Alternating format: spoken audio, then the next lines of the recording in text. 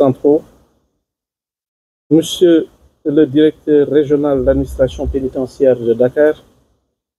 Mesdames, Messieurs les directeurs des établissements pénitentiaires de la région de Dakar, inspecteurs, contrôleurs, agents administratifs, surveillants et surveillantes de prison, chers invités, en vos rangs, titres et qualités. C'est avec un grand plaisir que je me retrouve aujourd'hui avec vous au camp pénal de Liberté 6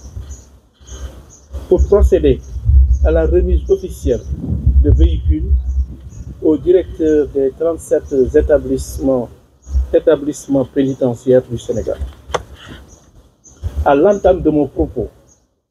je voudrais réitérer mes félicitations à Monsieur le directeur général d'administration pénitentiaire et à l'ensemble du personnel sous son commandement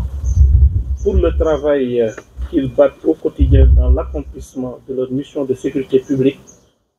à travers l'exécution des décisions de justice prononçant des mesures privatives de liberté et la préparation des détenus à la réinsertion sociale. Le gouvernement du Sénégal, dans sa politique de développement socio-économique,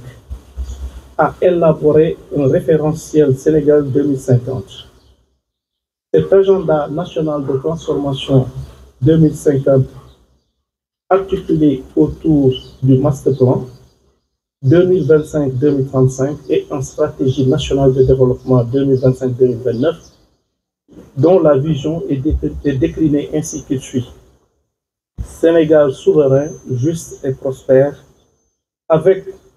comme objectif global de promouvoir un développement endogène et durable porté par des territoires responsabilisés, viables, compétitifs et jetant les bases de la souveraineté économique.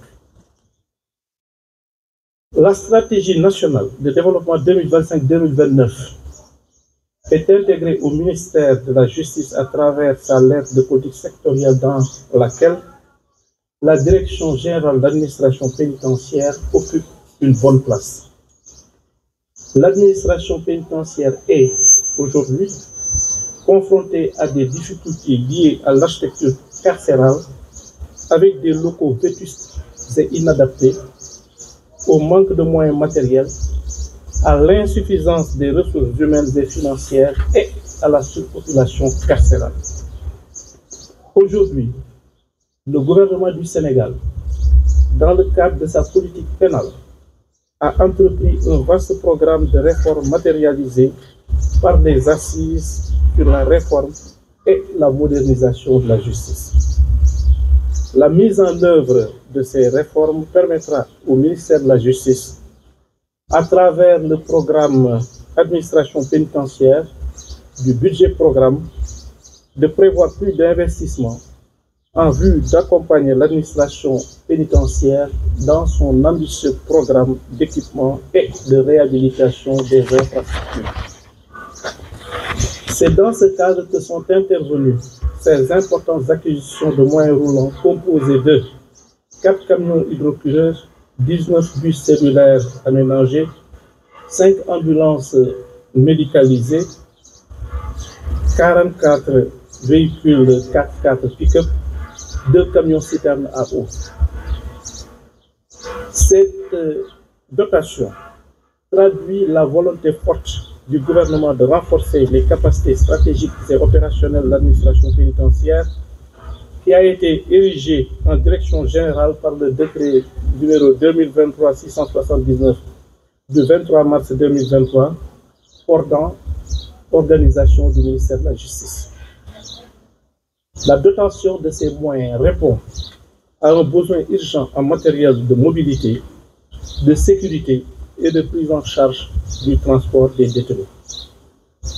Elle permettra non seulement de sécuriser les transferts et extractions, d'assurer une gestion plus humaine et plus efficace des établissements pénitentiaires, mais aussi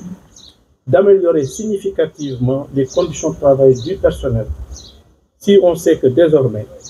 chaque directeur de prison disposera d'un véhicule de service. Pour terminer,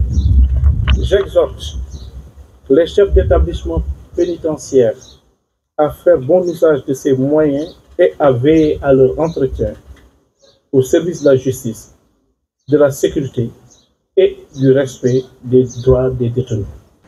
Je vous remercie de votre aimable attention.